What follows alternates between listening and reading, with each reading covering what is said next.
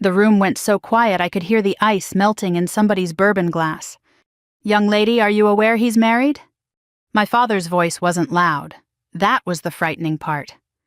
General Arthur Bennett had spent 40 years commanding men in war zones, briefing presidents, and standing in rooms where a whisper carried more weight than shouting ever could. Across my living room, the young blonde woman sitting beside my husband turned scarlet. Ethan said they were basically separated." "That's interesting," my father replied calmly. My husband went pale. "Sir, I can explain." I stood near the fireplace, gripping the edge of the mantel so hard my wedding ring cut into my skin. Just 20 minutes earlier, I'd been upstairs changing into pearl earrings for what Ethan told me was a small dinner gathering with potential business clients. Then I walked downstairs and found another woman sitting at my dining table drinking wine from my crystal glasses. Not just sitting there comfortably, smiling, like she belonged there. And my husband of 32 years, had the nerve to introduce her as someone important to his future. At 60 years old, I thought I understood humiliation. Marriage teaches you compromises, aging teaches you disappointments. But nothing prepares you for standing in your own home while the man you built a life with parades another woman through your front door like you're already invisible. Especially after everything you sacrificed for him. Especially after all the years you stayed quiet so he could feel important. I should probably tell you that my husband Ethan had no idea who my father really was. That sounds impossible, doesn't it? But it's true. When Ethan met me in 1993, I was teaching history at a small private school outside Alexandria, Virginia. My father had already retired from the Air Force by then. My parents lived quietly on a horse farm in Middleburg. No security detail, no flashy wealth, no newspaper interviews. My father hated attention. He always said real accomplishment didn't need an audience. So Ethan assumed my parents were simply reserved older Virginians with military manners and modest money. I never corrected him. Not because I was ashamed, quite the opposite. I loved that my parents valued simplicity. My mother still clipped grocery coupons despite having more money than most people in our county. My father drove an old Ford pickup and spent Saturday mornings repairing fences himself. That was the world I grew up in. Quiet dignity. Service before appearance. Character before status. Unfortunately, Ethan slowly became a different man. When we were younger, he was warm and ambitious in a charming way. He sold commercial real estate around Northern Virginia and dreamed of building something meaningful. I admired that about him. Back then, he laughed easily. He loved old jazz records and Sunday drives through the Shenandoah Valley. But success changed him little by little.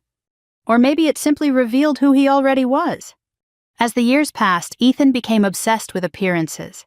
Bigger houses, better clubs, more influential friends. He started measuring human value by job titles and dinner invitations. And lately he'd become fascinated with politics. Especially powerful people. 3 months earlier, he started mentioning Senator Marcus Whitmore constantly. Apparently, Whitmore's daughter worked in nonprofit fundraising and had excellent Washington connections. That daughter was now sitting in my living room wearing a cream-colored dress and looking terrified of my father. Her name was Vanessa. She couldn't have been older than 35. Young enough to still believe charm could rescue her from consequences. Ethan wiped nervous sweat from his forehead.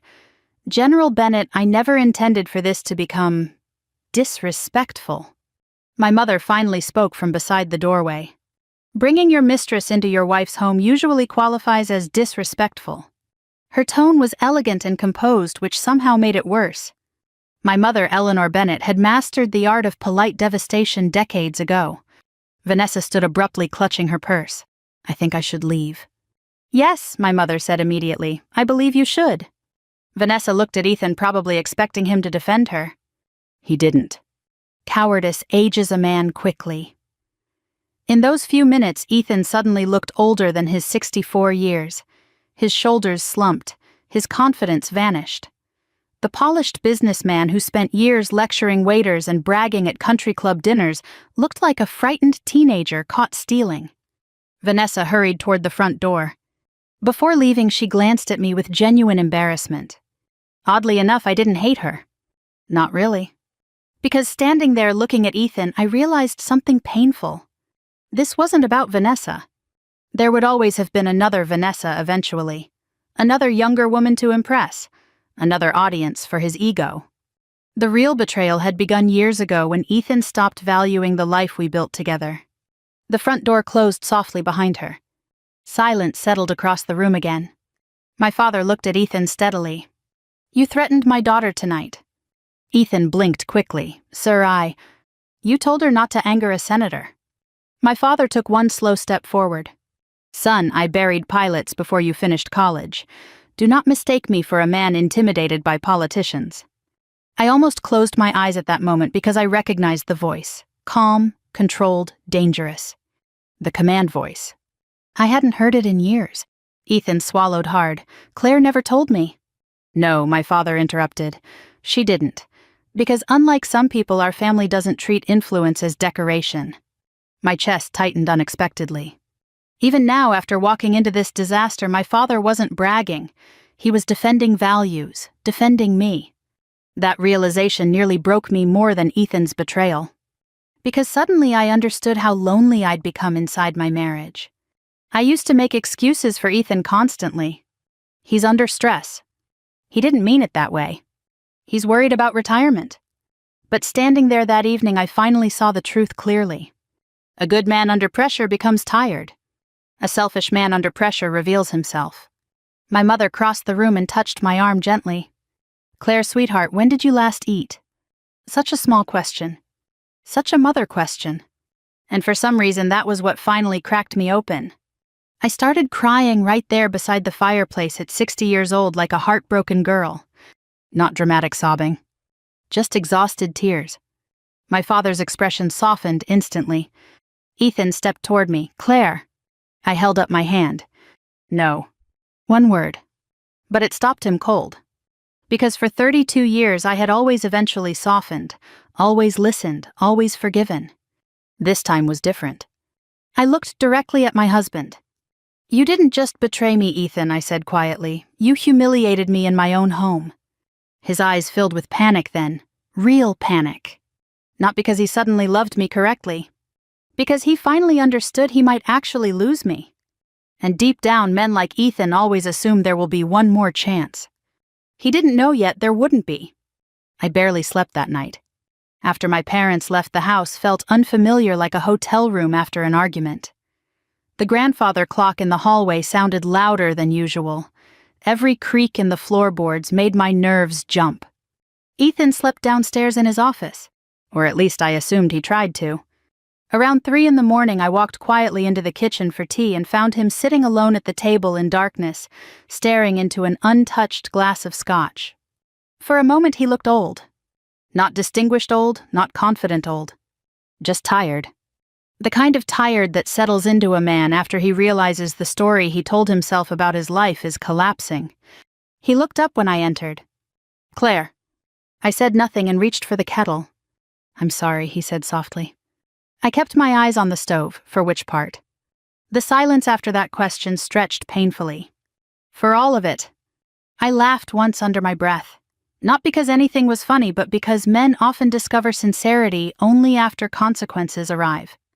32 years of marriage teaches you how to hear the difference between guilt and regret. Guilt says I hurt you. Regret says I got caught. I still didn't know which one Ethan felt. He rubbed both hands over his face. "You have every right to hate me." "I don't hate you." That surprised both of us. Because it was true. Hatred requires energy. What I felt was something colder, a deep disappointment that hollowed me out from the inside. I poured hot water into my mug carefully. "You know what hurts most?" I asked quietly. Ethan looked up. "You thought I'd tolerate it." His jaw tightened. "You honestly believed you could bring another woman into this house and I'd stay quiet because her father was powerful." "Claire, that's not." That is exactly what happened. For years, Ethan had slowly mistaken my calmness for weakness. That realization hurt worse than the affair itself. When we were younger, Ethan used to admire my steadiness. He'd tell friends I could stay calm through anything. During hard years, his business failures in the early 2000s, my mother's cancer, scare the death of his older brother, I was the one who held our life together quietly. But somewhere along the line, my steadiness stopped looking like strength to him. It started looking like surrender. "I never meant to humiliate you," he whispered. I turned toward him finally. "Well, you did." Simple truth sounds heavier after midnight. He looked down again. "You don't understand how things got out of hand." I almost answered sharply. Instead, I sat across from him with my tea between my hands. "No," I said calmly, "I think I finally do." Outside the kitchen window, rain tapped softly against the glass. Northern Virginia rain in late October always carried a certain loneliness with it. Ethan stared toward the dark backyard. I felt invisible. There it was. Not love. Not passion. Vanity. "I'm 64 years old," he continued quietly. "Young people in this business look right through me now. New money, tech people, political donors, everyone chasing the next thing." I listened without interrupting. Then Vanessa started paying attention to me, laughing at my stories, asking for advice. His voice cracked slightly. She made me feel important again. That sentence told me everything. Not because it excused him, because it exposed him. I remembered the man I married at 31. Ethan had once been kind to everyone. He volunteered coaching Little League. He visited his mother every Sunday after church. He used to bring me daisies from roadside flower stands because he remembered I loved simple things. But over time, Ethan became addicted to admiration. And admiration is a dangerous drug for aging people. Especially in America, where growing older often makes people feel discarded. I softened slightly despite myself. Not enough to forgive him, but enough to understand him. And understanding someone after they hurt you can feel almost cruel. "You should have talked to me," I said quietly. "I know. But instead you chose humiliation." His eyes filled with shame. "I didn't think you'd ever leave." That sentence landed harder than the affair. Because it was true. Ethan had spent decades believing my loyalty was unconditional. And maybe I had taught him that. Not intentionally, but still. Women of my generation were raised differently. We were taught marriage required endurance, patience, sacrifice, quietness. Especially military daughters like me. My mother endured long deployments without complaint. She moved across countries repeatedly. She raised children alone during dangerous years while my father served overseas. Strength in our world looked quiet. Maybe too quiet sometimes. "I need some space," I finally said. Ethan nodded immediately, of course. "I mean real space." His face tightened. "You're leaving." "No, you are." He stared at me like the idea had genuinely never occurred to him. This was my house too, my kitchen, my life. And for the first time in decades, I felt the weight of my own dignity returning slowly to my spine. The next morning, Ethan packed 2 suitcases. Watching your husband fold sweaters into luggage after 32 years together feels surreal. Ordinary objects suddenly become evidence of failure. He paused at the bedroom doorway before leaving. "Claire, did you really never tell me about your family because you didn't care about status?" I looked up from the bed where I sat holding one of our old wedding albums. "Yes." His eyes searched mine. "I don't understand that." "I know." That was the tragedy of it. My father used to say character reveals itself most clearly through what people cannot understand. Ethan couldn't understand why power wasn't the center of our lives, which meant he never truly understood me either. After he left, the silence inside the house became enormous. I wandered room to room touching furniture, photographs, bookshelves. 32 years of marriage lived inside those walls. Family vacations. Christmas mornings. Dinner parties. Arguments. Recoveries. Promises. I stopped in front of our wedding portrait hanging in the hallway. We looked so young. So certain. For a brief moment, grief hit me so hard I had to sit down. Not grief for the man standing in my living room yesterday. Grief for the man I thought he used to be. Around noon, my mother arrived carrying homemade soup because of course she did. Mothers from her generation always brought food to heartbreak. She found me sitting at the dining table, still wearing the same sweater from the night before. Without a word, she placed the soup on the stove and sat beside me. Then she took my hand. And I cried again. Quietly this time. "I feel foolish," I whispered.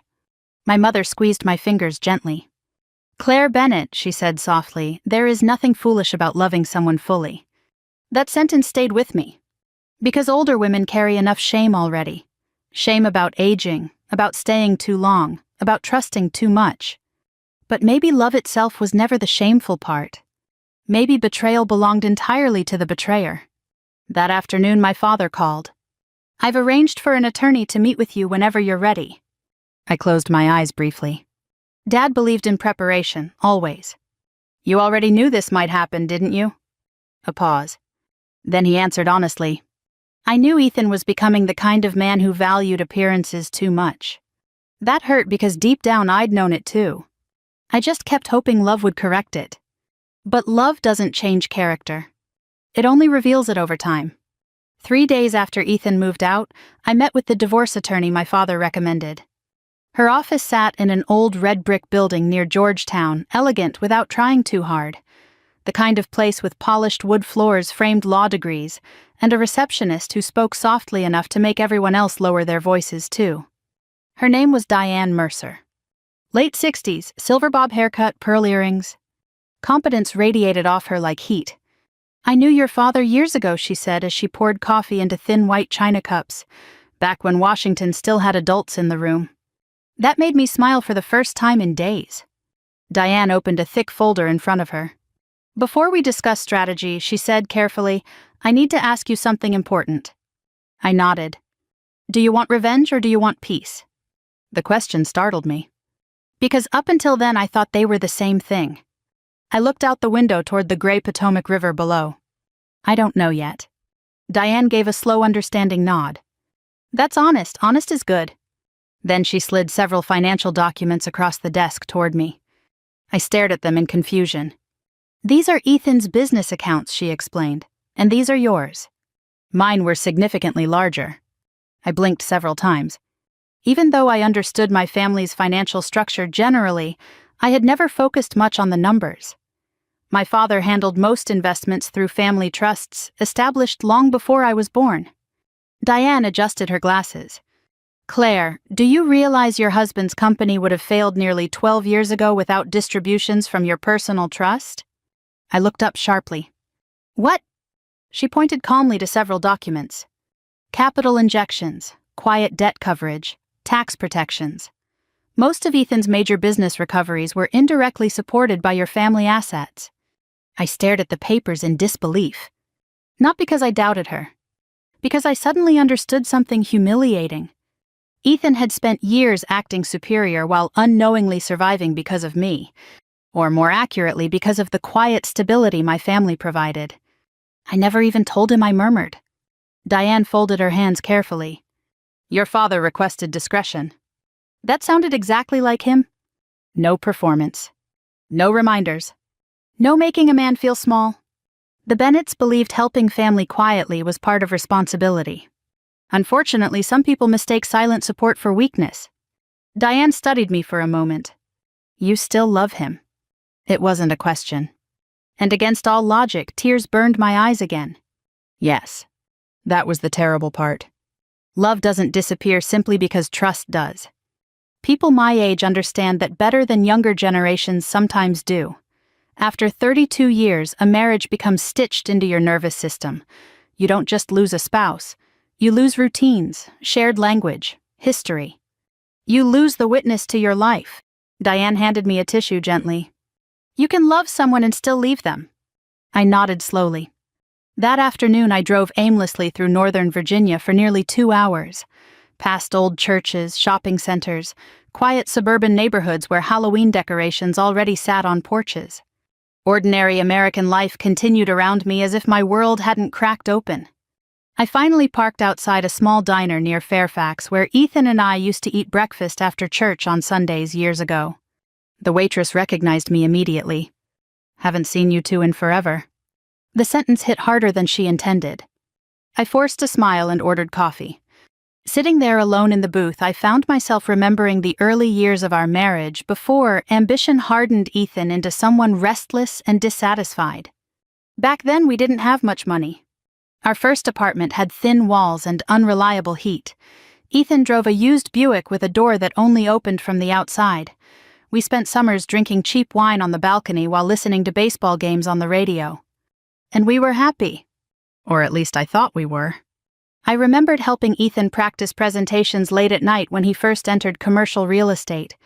I edited proposals, balanced budgets, encouraged him after failed deals. When his first company nearly collapsed in 2008, he sat at our kitchen table crying quietly because he thought he'd failed me. I held his hand and said, "We'll survive." And we did. Because my father quietly arranged financial protections without Ethan ever knowing. Not to deceive him. To preserve his pride. I stared down into my coffee. The saddest part wasn't that Ethan never appreciated my family's help. The saddest part was that he never valued the woman standing beside him enough to notice her strength. That evening, my parents invited me to their farm for dinner. The Bennett farm sat outside Middleburg, surrounded by rolling fields, white fences, and old maple trees just beginning to turn gold with autumn. My father bought the property after retirement because he said, after decades of war rooms and military bases, he wanted silence. Real silence. Not Washington silence. As I pulled into the driveway, my father stood near the barn repairing a fence post himself, despite being 72 years old. Some men retire into golf memberships. My father retired into work boots. He waved as I approached. "How'd the meeting go?" "Expensive," I answered dryly. That earned a laugh. We walked slowly together toward the house. "You know," Dad said after a moment, "when I first met Ethan, I liked him." "I know. He loved you sincerely once." The ache in my chest returned immediately. "I think so too." Dad stopped walking. "Claire, people aren't only one thing. A man can love his wife and still become selfish." I looked at him carefully. "Is that supposed to make me feel better?" "No," he gave a tired smile, "just accurate." That was another thing about my father. Military command had stripped him of simplistic thinking decades ago. Life wasn't divided neatly into heroes and villains. Weakness and loneliness could corrupt people slowly over time. Inside the farmhouse, my mother made pot roast and fresh biscuits. The house smelled like rosemary and butter and wood smoke. Safe smells. Healing smells. At dinner, they didn't pressure me about the divorce. They didn't criticize Ethan endlessly either. That surprised me. Finally, halfway through dessert, I asked the question sitting heavily inside me. "Why didn't you ever tell Ethan who you really were?" My mother smiled softly. "Because we wanted him to love you for yourself. And if a man values you less because he thinks your family is ordinary," my father added quietly, "then eventually he'll reveal something ugly about himself." I lowered my eyes. He did. Dad reached across the table and squeezed my hand once. "Yes," he said gently, "he did." Later that night, after my parents went to bed, I sat alone on the farmhouse porch, wrapped in one of my mother's quilts. The Virginia countryside stretched dark and peaceful around me. For the first time since the dinner party, I realized something surprising. I wasn't afraid anymore. Heartbroken, yes. Embarrassed sometimes. Angry occasionally. But not afraid.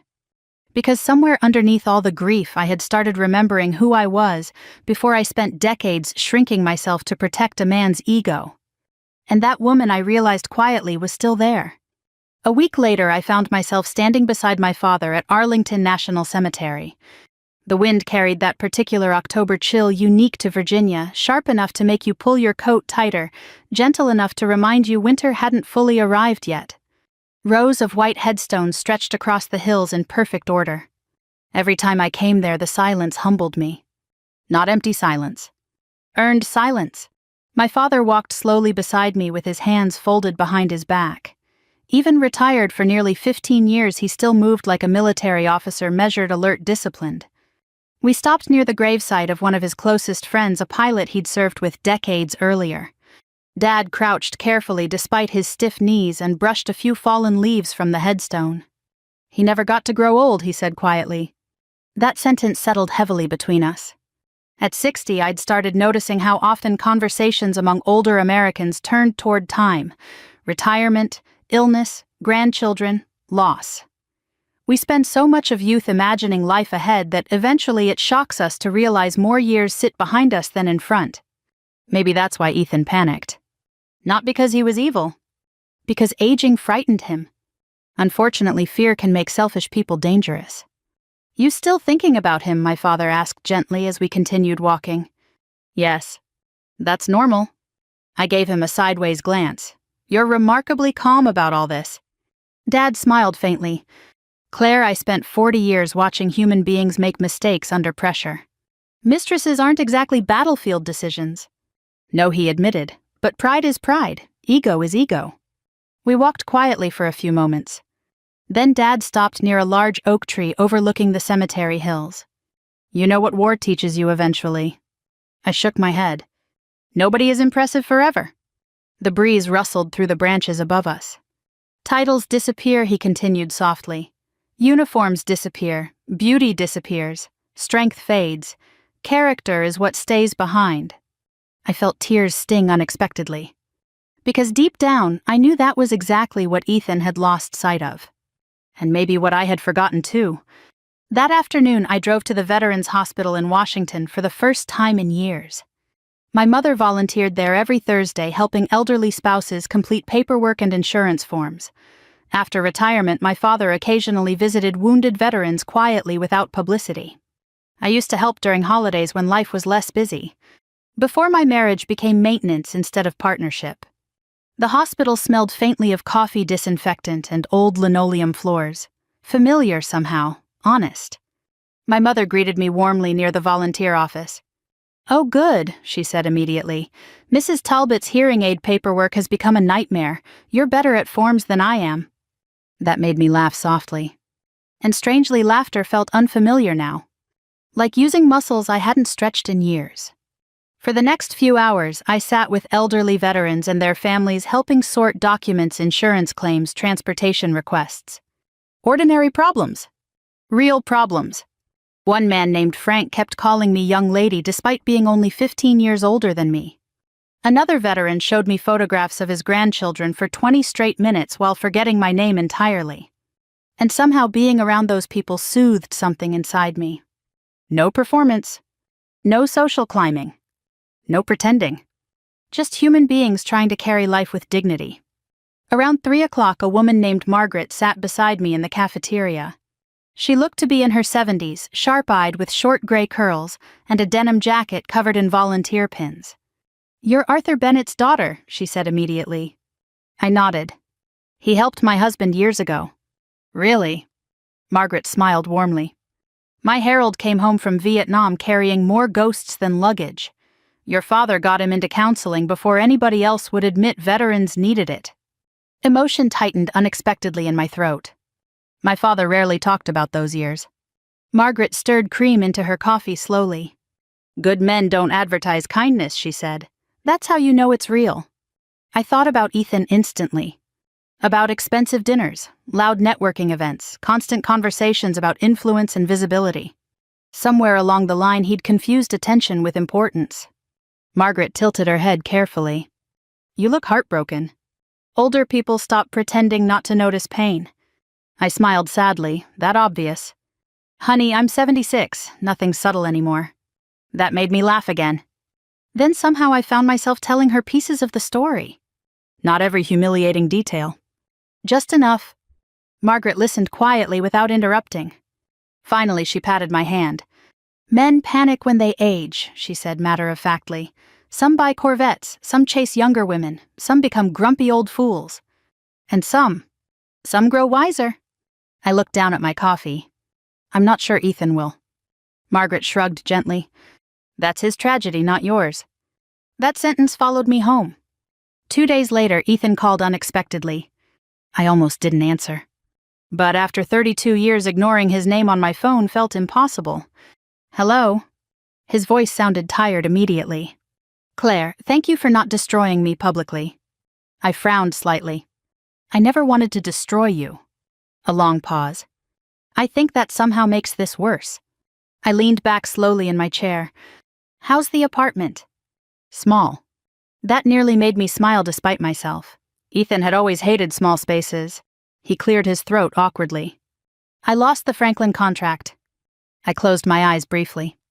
The Franklin contract was huge, nearly 40% of his consulting income. I'm sorry, I said automatically. And I meant it. That surprised me. Ethan let out a hollow laugh. You know what's pathetic? Half the people avoiding me now were never real friends to begin with. There it was. The loneliness underneath vanity. I didn't answer immediately. Finally, I said quietly, "That's what happens when relationships are built on appearances." Silence. Then softly, "You warned me about that years ago." I remembered the conversation instantly. A charity gala in Georgetown nearly 12 years earlier. Ethan spent the entire evening chasing conversations with influential donors while ignoring longtime friends seated beside us. On the drive home, I told him, people who only value status eventually abandon each other the moment status disappears. At the time, he laughed it off. Now he sounded broken remembering it. "Claire," he said carefully, "did you ever feel invisible with me?" The question stunned me, because he had never asked anything like that before. And the truthful answer hurt. Yes. Silence filled the line again. Not defensive silence, painful silence. The kind older couples eventually recognize the silence that arrives when truth finally outweighs pride. When we hung up, I sat quietly for a long time staring out my living room window. Marriage is strange that way.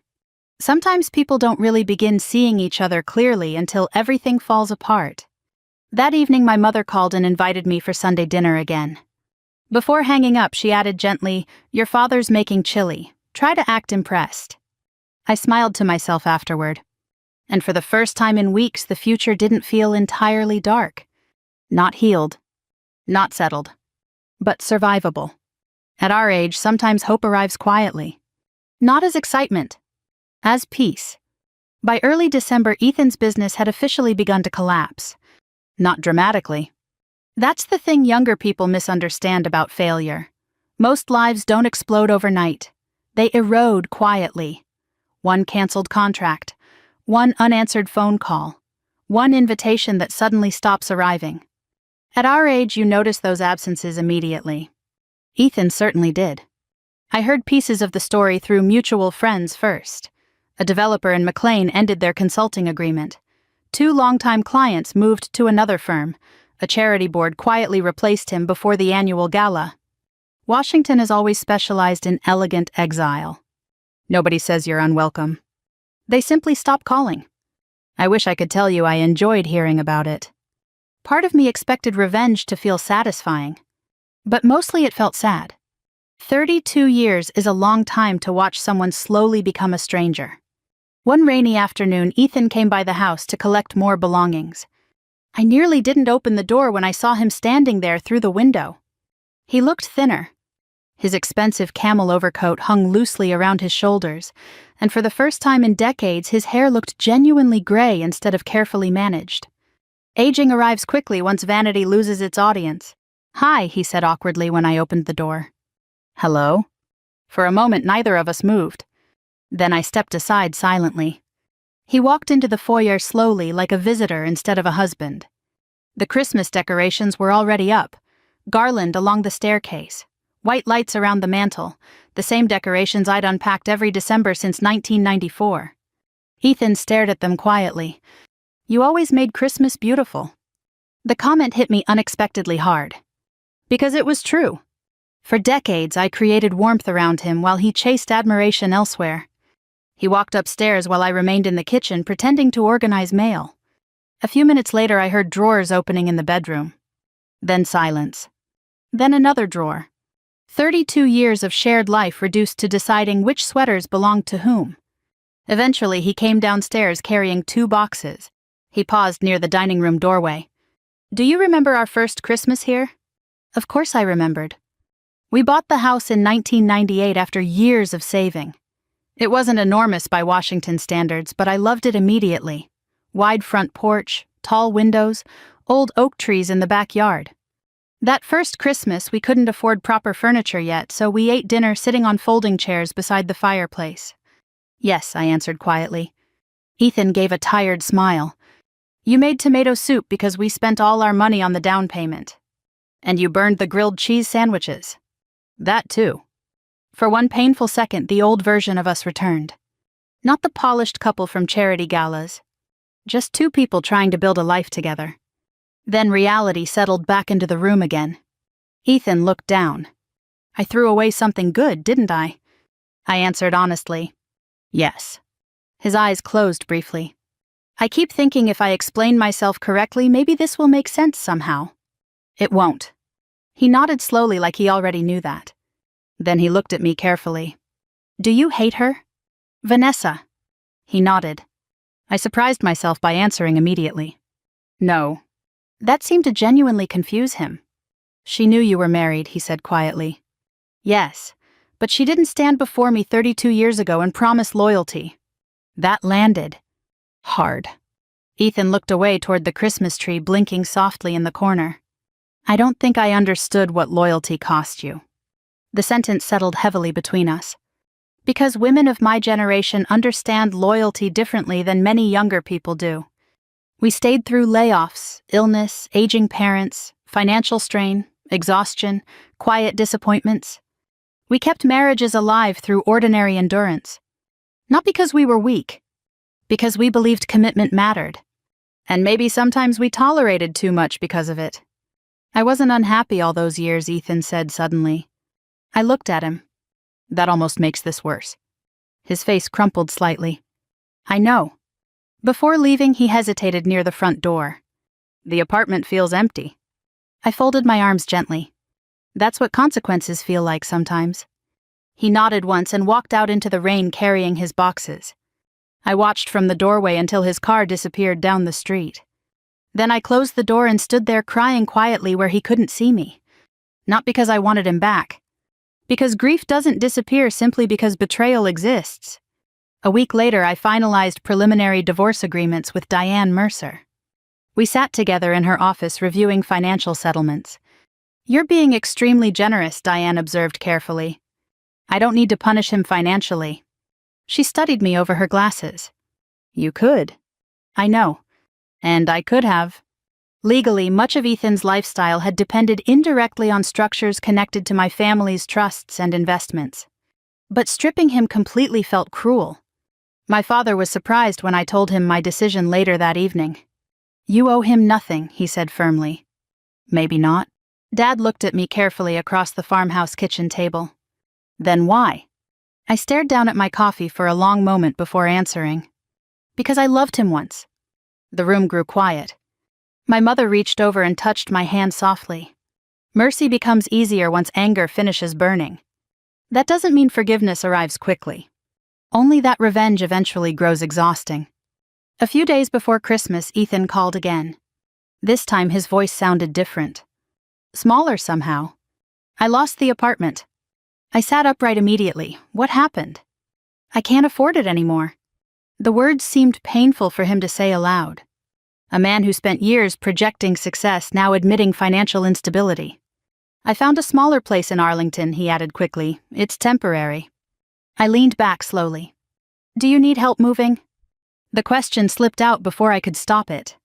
Long silence. Then very quietly. Why are you still kind to me? I looked out the window toward falling snow beginning to cover the backyard. Because despite everything, kindness still felt more natural to me than cruelty. Because being cruel won't heal me, I answered honestly. He made a sound that almost resembled breaking. That Christmas Eve, I spent the evening at my parents' farmhouse. The house glowed warmly against the cold Virginia night. My mother baked pecan pie while old Nat King Cole records played softly in the background. My father fell asleep in his armchair halfway through a football game. Ordinary things. Comforting things. At one point, I stood alone by the window watching snow drift across the fields. And suddenly I realized something important. For months I'd been thinking of my life as something destroyed. But maybe it wasn't destroyed. Maybe it was simply changing shape. Painfully. Unexpectedly. But not hopelessly. At 60 years old, that realization felt strangely liberating. Because there's still life after heartbreak. Still purpose after disappointment. Still peace waiting somewhere beyond humiliation. You just have to survive long enough to reach it. By February, the sharpest part of winter had settled over Virginia. The trees outside my bedroom window stood bare and skeletal against pale morning skies, and the quiet after snowfall seemed to soften everything, even grief. I had moved into a smaller home by then. Not because I needed to financially. Because I wanted simplicity. After Ethan left, the old house began feeling too large for one person. Too full of echoes. Every hallway carried memories I wasn't ready to trip over daily. So I bought a modest historic cottage near Middleburg, only 15 minutes from my parents' farm. White shutters, stone walkway, small library room with built-in shelves I immediately loved. For the first time in years, the house belonged entirely to me. No entertaining schedules, no business dinners, no pretending. Just peace. Most mornings I drank coffee beside the kitchen window while watching birds gather near the feeder outside. It sounds small, but after decades of tension, I'd barely acknowledged quiet became a kind of medicine. On Tuesdays and Thursdays, I volunteered at the Veterans Center with my mother. That's where I met Daniel Harper.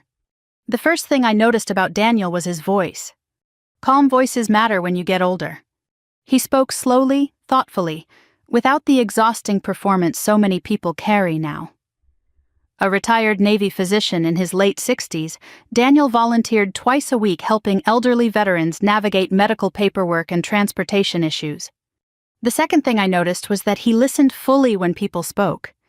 That quality has become rare. We met over a broken coffee machine in the volunteer lounge. "It only works if you threaten it first," he told me solemnly while smacking the side lightly. To my surprise, the machine sputtered back to life immediately. I laughed. Years of medical training. Navy medicine, he corrected. We learned improvisation. His smile was warm but unassuming. No flashy charm. No effort to impress. And after everything with Ethan, that steadiness felt unexpectedly comforting. Over the following weeks, Daniel and I developed an easy friendship. We ate lunch together sometimes in the hospital cafeteria, talking mostly about ordinary things. Books. Music. Adult children leaving home. The strange invisibility that comes with aging in America. Daniel had been widowed 6 years earlier after nearly 40 years of marriage. She hated hospitals, he told me once with amused sadness, which was inconvenient considering she married a doctor. I smiled softly. "Were you happy?" "With her?" He nodded slowly. "Yes, not every day, but overall yes." That answer stayed with me because it sounded honest. Not romanticized. Real. Older people understand happiness differently. We stop expecting constant excitement.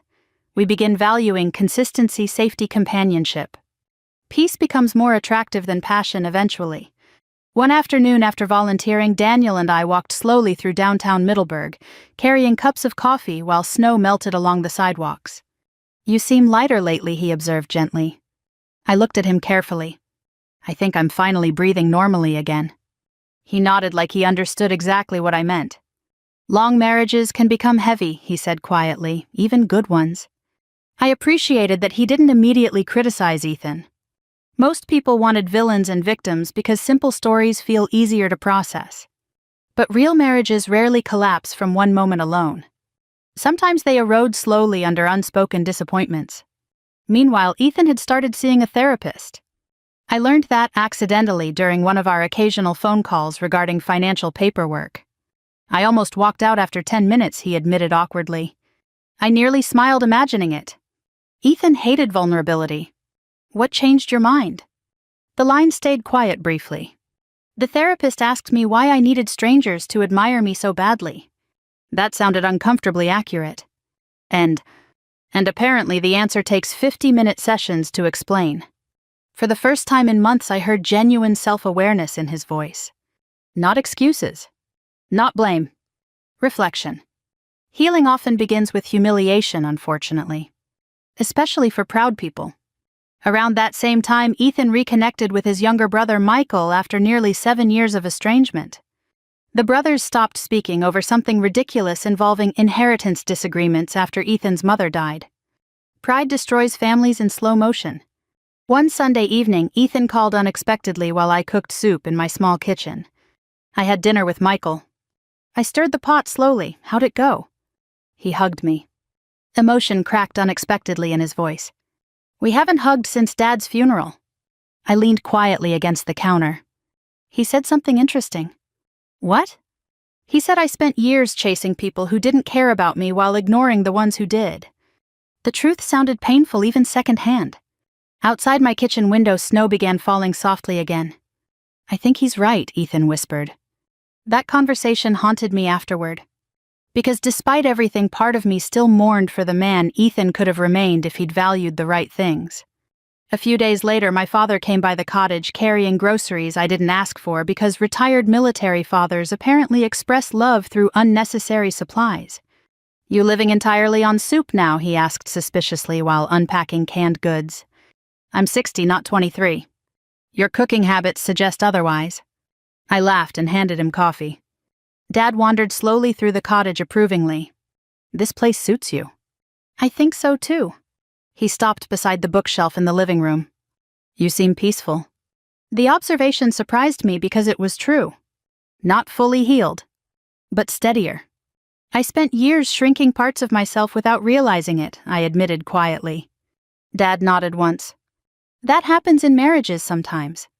I kept protecting Ethan's ego. "And who protected yours?" The question hit deep. Because I genuinely didn't know.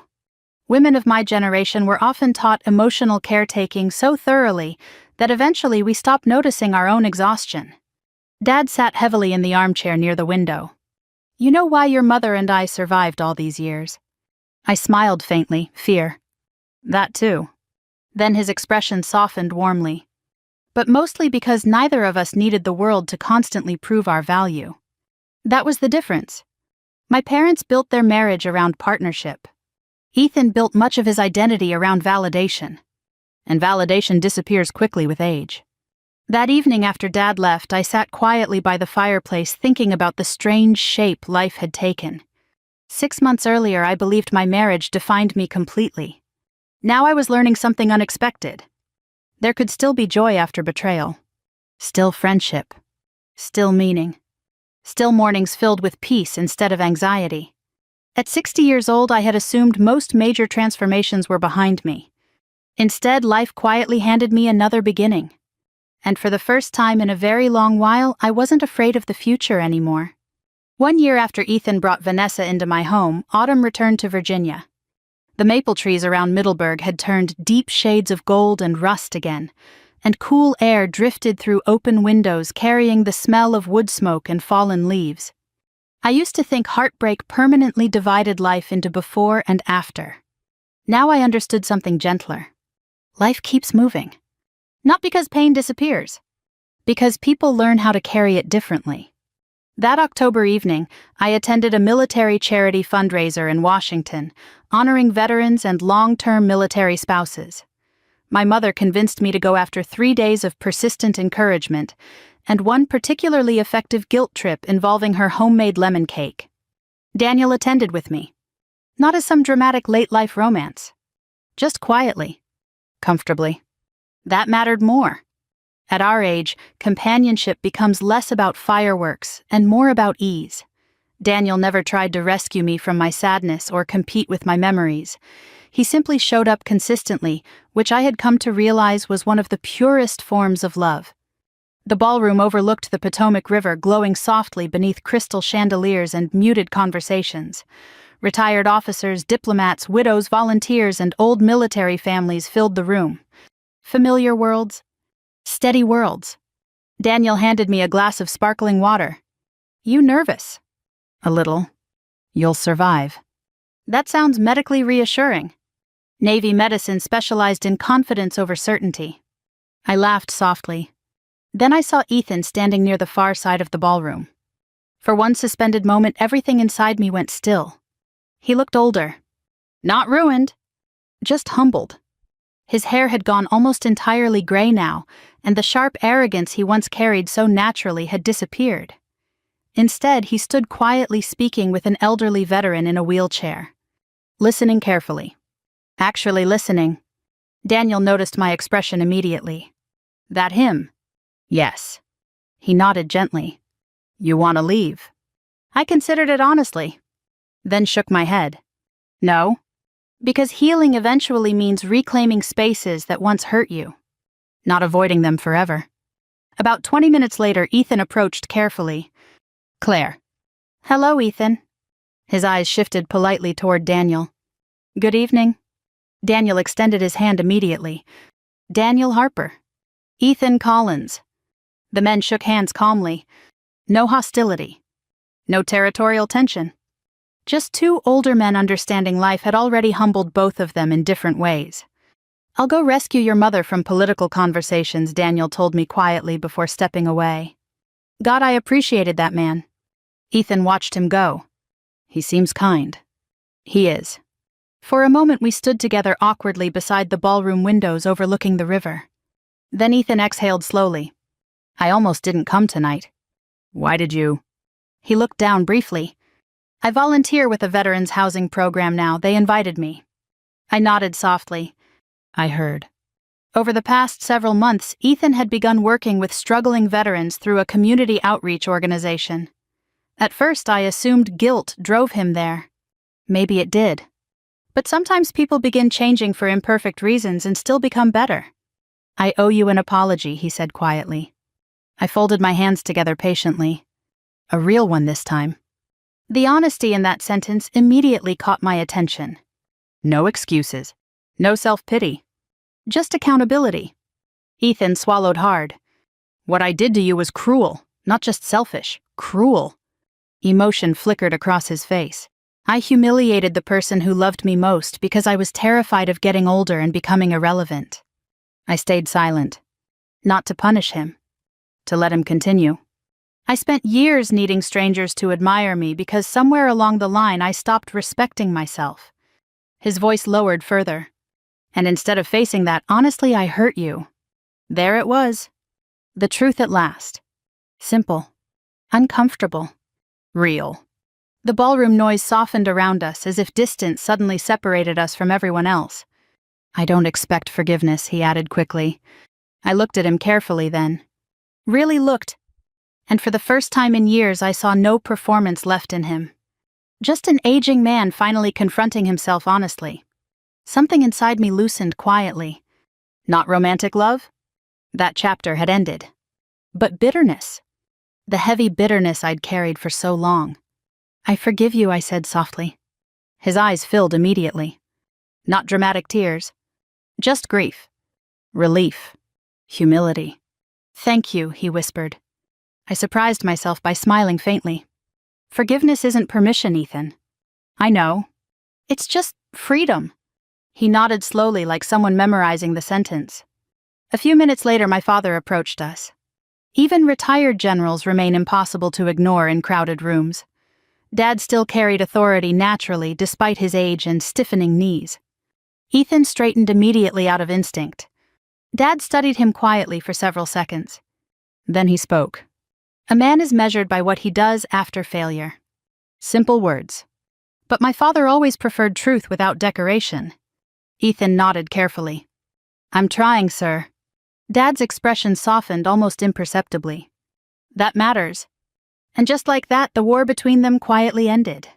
Not through dramatic reconciliation. Through maturity. Through time. Through acceptance that flawed people can still choose dignity afterward.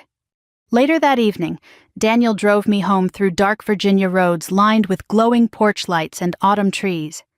"You okay?" he asked gently. I looked out the passenger window for a moment before answering. Yes. And I meant it.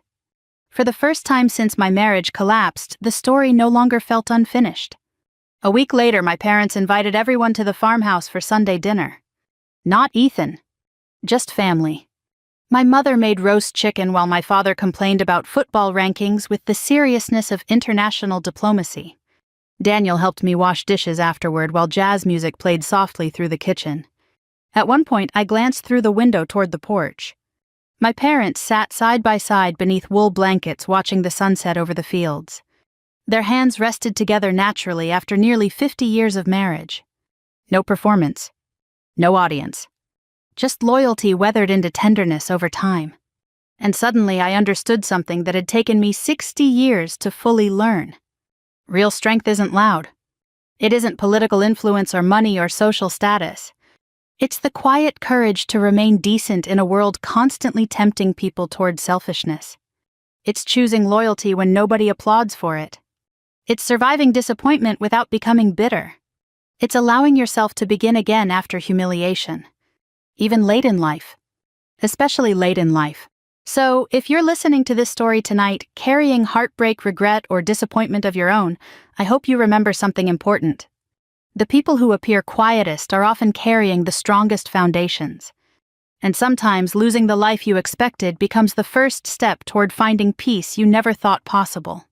If this story touched you in some way, share it with someone who may need the reminder that dignity, kindness, and second chances still matter. And if you'd like more stories about resilience, family, and finding hope later in life, I'd be honored for you to stay a while longer.